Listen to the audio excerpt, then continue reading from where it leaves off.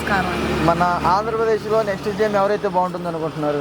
మళ్ళా జగన్ వస్తే బాగుంది అనుకోండి. ఎందుకనండి? బాగానే చేస్తున్నాడుగా, అన్నీ బాగానే ఉన్నాయి.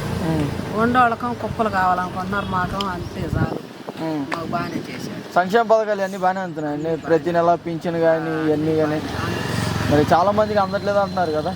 ఒకళ్ళతో నాకెందుకు గిట్టకి చెబుతారు మరి. మా వరకు బాగానే చేస్తున్నాడు. మరి ఈ సంక్షేమ పథకాలు ఇవన్నీ ఇచ్చి జనాలని సోమరపోతులను చేస్తున్నాడని చంద్రబాబు గారు అంటున్నారు కదా. మరి చంద్రబాబు అంటున్నాడంటే మరి ఆయన ఇలేదు కదా, ఈయన ఇచ్చాడు కదా, వారస లేక అంటున్నాడు. ఆయన ఇలేదు కదా ఇట్టా, మరి ఈయన ఇస్తున్నాడు కదా, అందుకని అంటున్నాడు. చంద్రబాబు గారు పవన్ కళ్యాణ్ గారు కలిసి పోటీ చేస్తున్నారు కదండి, సరే గెలుస్తారు అనుకుంటారా? ఏమో గెలుస్తాడో గెలవడో మేము వేసేది జగన్కి. అప్పుడు చంద్రబాబు గారి పరిపాలన బాగుంది, ఇప్పుడు జగన్ గారి పరిపాలన బాగుందండి. మాకు ఈయన పరిపాలన నాకు వరకు బాగుందయ్యా. ఇక్కడ వాలంటరీ వ్యవస్థ ఎలా ఉందండి? అంతా బాగానే చేస్తున్నారు. అంతా బాగానే చేస్తున్నారు. ప్రతి నెల కావాలన్నా బాగానే ఉంది. పింఛన్ ఇస్తారు, ఇంటి ముందరకు వచ్చి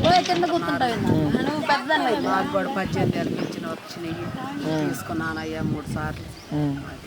మరి చాలా మంది తీసుకొని కూడా మాకు రావట్లేదు అని అబద్ధాలు అబద్ధాలే ఆడుతున్నారు. కావాలి మాకు ఎప్పుడు మిస్ కాలేదు, అన్నీ బాగానే అవుతాయి. మళ్ళారం వరకు మిస్ కాలేదు అయ్యా.